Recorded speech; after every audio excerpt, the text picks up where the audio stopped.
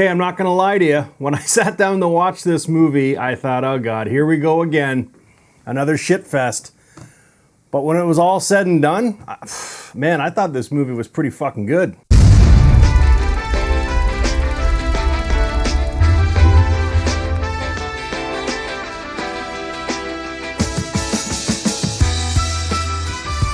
Hey guys, welcome to Happywax TV. So tonight we're talking about a movie called Uncle PeackerHead. And if I'm gonna be honest, when I got this one sent to me and the title alone was kind of a turnoff. I don't know if you guys are the same as I am, but like certain names of movies kind of put like a bad taste in your mouth right from the get-go. And Uncle PeackerHead, I was like, I don't know, man. Like this has not very good written all over it. But man, I thought this movie was great when it was done though. Like you know, this is how you do low budget, micro budget horror movies. And you know, I've said this since day one of doing this channel when I kind of switched over from doing trailer reviews, you know, more into movie reviews. If you have a fucking horror movie involving a demon that feeds on people, you need to show it. And you need to show lots of it. And you need to make it a gory fucking mess. And that's exactly what they do in this movie, which is why it's so fucking good. Like, really it is. Like, let's quickly get through the meat here. So, it is directed by Matt Lawrence, and it stars Chet Siegel as Judy. She's kind of the band leader. And then Mel is the drummer. Nick is the lead guitarist. And then Uncle PeackerHead is played by David Littleton. And basically what it is, I'll read you the synopsis. When a punk band scores their first tour, life on the road proves tough when they are joined by a man-eating demon as a roadie. So that's pretty much it. Like Judy is hell-bent on making this band work, and she lives with her, you know, her two roommates, Jen and Nick, who are also in the band. And they have this mini tour that they've kind of, you know, created for themselves, but they're also going through an eviction. They don't have any money, so they're getting evicted from their apartment. Their vehicle that they're going to use for the road trip gets repossessed. So they're like, oh fuck, what are we gonna do? And then they kind of bump into this Uncle PeackerHead guy who has a white van.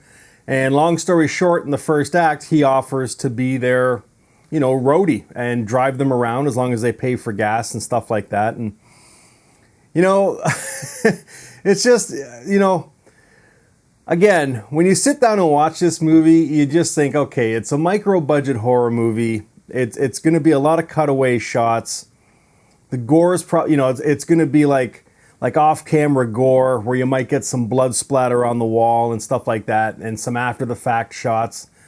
And that's not the case here, man. When this Uncle PeackerHead turns into a demon, a man-eating demon, okay, and he does that every night at midnight, okay, man, it shows it shows him ripping people apart.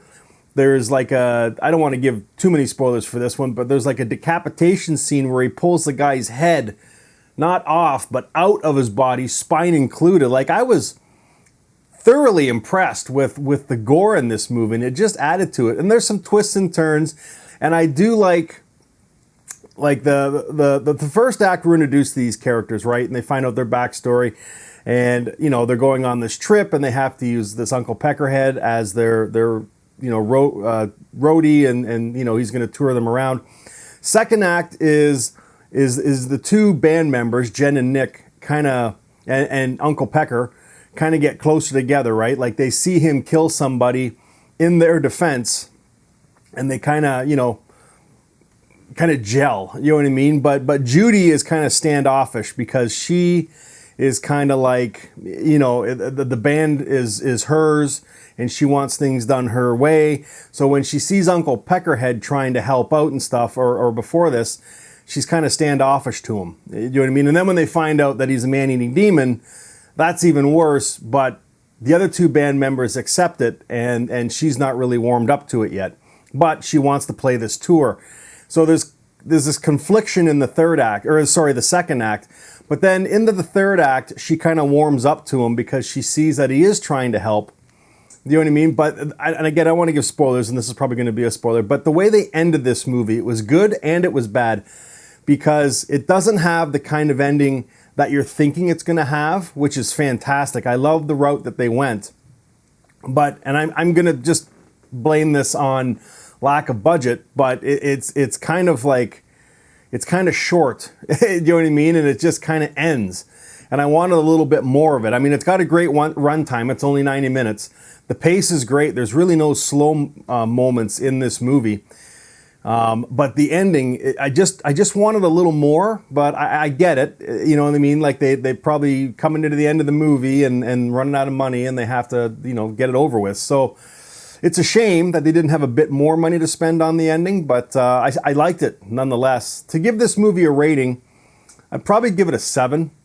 It was this close for me, this close for being one of these movies that fall into cult classic. In fact, it may down the road, because I can see this movie garnering a huge audience. You know what I mean? As more and more people see it and more reviews come out for it and get onto it. But I am highly recommending this movie. Now, again, keep in mind, it's a micro budget, but I mean, the acting is spot on. I mean, the story is nothing new. The man-eating demon as a roadie, you know, kind of is. But yeah, it's more or less just this band touring around playing these shitty dives and kind of conflicting with other bands and trying to make it big. You know, that's been done plenty of times before, but then you throw in this man-eating demon and how they have to deal with him. I don't know, man. I like this movie. I really did. So yeah, I'm highly recommending this movie. Definitely go see it. If you have seen it, leave me some comments down below. And if you haven't, please go rent it. It's out now. I think it's like $5 or $6 to rent. I think you'll really, really enjoy it. And after you rent it, come back here and let me know what you think, guys. And as always, stay scared.